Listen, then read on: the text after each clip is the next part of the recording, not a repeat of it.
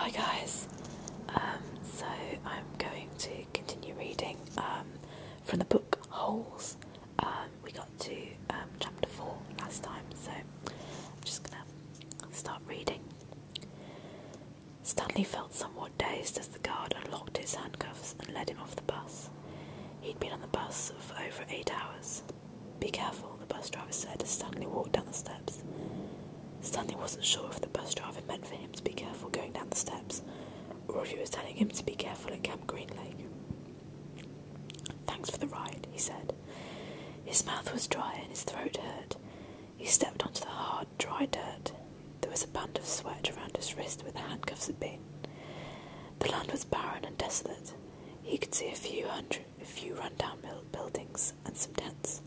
Farther away there was a cabin beneath 2 tall trees. Those 2 trees were the only plant life he could see. There weren't even weeds. The guard led Stanley to a small building, and a sign on front of it said, "You are entering Camp Green Lake Juvenile Correction Facility." Next to it was another sign which declared that it was a violation of the Texas Penal Code to bring guns, explosives, weapons, drugs, or alcohol onto the premises. As Stanley read the sign, he couldn't help but think, well, duh. The guard led Stanley down into the building, where he felt the welcome relief of air conditioning. A man was sitting with his feet up on the desk. He turned his head when Stanley and the guard entered, but otherwise didn't move. Even though he was inside, he wore sunglasses and a cowboy hat. He also held a can of soda, and the sight of it made Stanley even more aware of his own thirst. He waited while the bus guard gave the man some papers to sign. "That's a lot of sunflower seeds," the bus guard said. Stanley noticed a sack filled with sunflower seeds on the floor next to the desk. "I quit smoking last month," said the man in the cowboy hat. He had a tattoo of a rattlesnake on his arm, and as he signed his name, the rattlesnake seemed to wriggle. "I used to smoke a pack a day. Now I eat a sack of these every 2 weeks." The guard laughed. There must have been a small refrigerator behind his desk, because the man in the cowboy hat produced 2 more cans of soda. For a second, Stanley hoped that one might be for him, but the man gave one to the guard and said the other was for the driver. 9 hours here, now 9 hours back," the guard grumbled. What a day. Stanley thought about the long, miserable bus ride and felt a little sorry for the guard and the bus driver. The man in the cowboy hat spit sunflower seed shells into the wastepaper basket. Then he walked around the desk to Stanley. "My name's Mr. Sir," he said. "Whenever you speak to me, you must call me by my name. Is that clear?" Stanley hesitated. Yes, Mr. Sir," he said, though he couldn't imagine that was the man's real name. "You're not in the Girl Scouts anymore," Mr. Sir said. Stanley had to remove his clothes in front of Mr. Sir, who made sure he wasn't hiding anything. He was then given 2 sets of clothes and a towel. Each set consisted of a long-sleeved orange jumpsuit, an orange t-shirt, and yellow socks. Stanley wasn't sure if the socks had been yellow originally. He was also given white sneakers and an orange cap, and a canteen made of heavy plastic, which unfortunately was empty. The cap had a piece of cloth sewn to the back of it for neck protection. Stanley got dressed. The clothes smelled like soap. Mr. Sir told him he should wear 1 set to work in and 1 set for relaxation. Laundry was done every 3 days. On that day, his work clothes would be washed, then the other set would become his work clothes, and he would get clean clothes to wear while resting.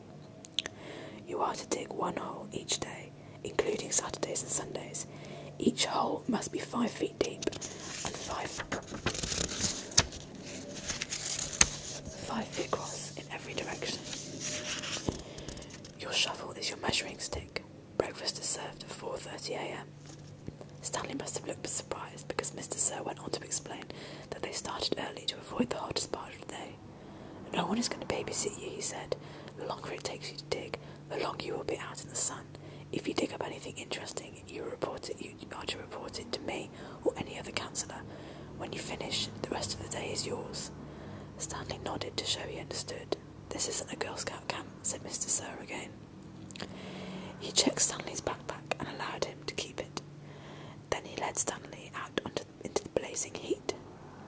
"Take a good look around you," said Mr. Sir. "What do you see?"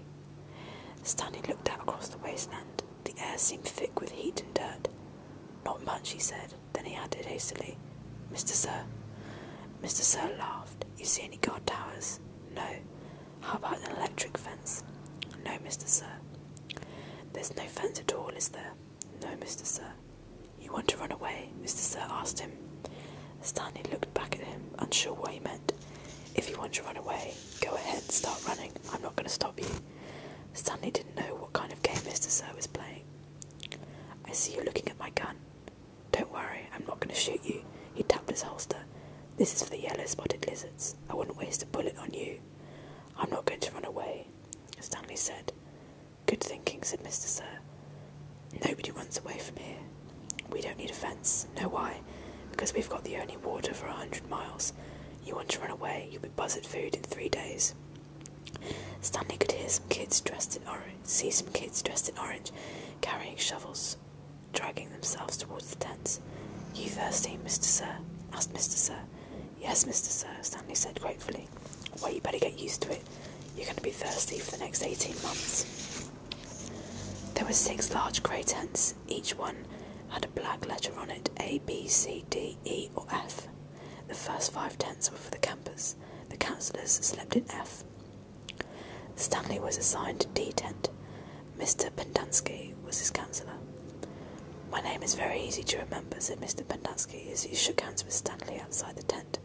3 easy words, Pendanski. Mr. Sir returned to the office. Mr. Pendanski was younger than Mr. Sir and not nearly as scary looking. The top of his head was shaved so close it was almost bald, but his face was covered in a thick curly black beard. His nose was badly sunburned. "Mr. Sir really isn't so bad," said Mr. Pendanski. "He's just been in a bad mood since he quit smoking. The person you've got to worry about is the warden. That's really the only rule at Camp Green Lake. Don't upset the warden." Stanley nodded as if he understood. "I want you to know, Stanley, that I respect you," Mr. Pendanski said. "I understand you've made some terrible mistakes in your life, otherwise you wouldn't be here. But everyone makes mistakes. You have done many bad things, but that doesn't mean you're a bad kid." Stanley nodded. It seemed pointless to try and tell the councillor that he was completely innocent. He figured that everyone probably said that. He didn't want Mr. Pendanski to think he had a bad attitude. "I'm going to help you turn your life around," said the councillor. "But you're going to have to help too. Can I count on your help?" "Yes, sir," Stanley said. Mr. Pendanski said, "Good," and patted Stanley on the back. 2 boys, each carrying a shovel, were coming across the compound. Mr. Pendanski called to them, "Rex, Alan, I want you to come here and say hello to Stanley. He's the newest member of our team." The boys glanced wearily at Stanley. They were dripping with sweat and their faces were so dirty it took Stanley a moment to notice that one kid was white and the other was black. "What happened to Bathbag?" said the black kid. "Lewis is still in hospital," said Mr. Pendanski. "He won't be returning." He told the boys to come and shake Stanley's hand and introduce themselves like gentlemen. "Hi," the white kid grunted. "That's Alan," said Mr. Pendanski. "My name's not Alan, it's Squid, and that's X-Ray." "Hey," said X-Ray. He smiled and shook Stanley's hand.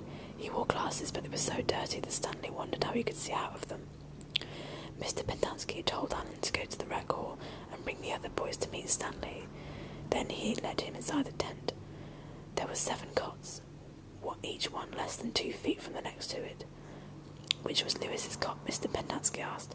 "Buffbag slept here," said X-Ray, kicking one of the beds. "All right, Stanley, that's yours," said Mr. Pendanski. Stanley looked at the cot and nodded. He wasn't particularly thrilled about sleeping in the same cot that had been used by someone called Bathbag. 7 crates were stacked in 2 piles at one side of the tent. The open end of the crates faced outwards. Stanley put his backpack, change of clothes and a towel in what used to be Bathbag's crate. It was at the bottom of a stack that had 3 in it. Squid returned with 4 other boys. The first 3 were introduced by Mr. Pendanski as Jose, Theodore and Ricky. They called themselves Magnet, Armpit and Zigzag. "They all have nicknames," explained Mr. Pendanski. "However, I prefer to use names their parents gave them. The names that society will recognise them by when they return to become useful and hard-working members of society.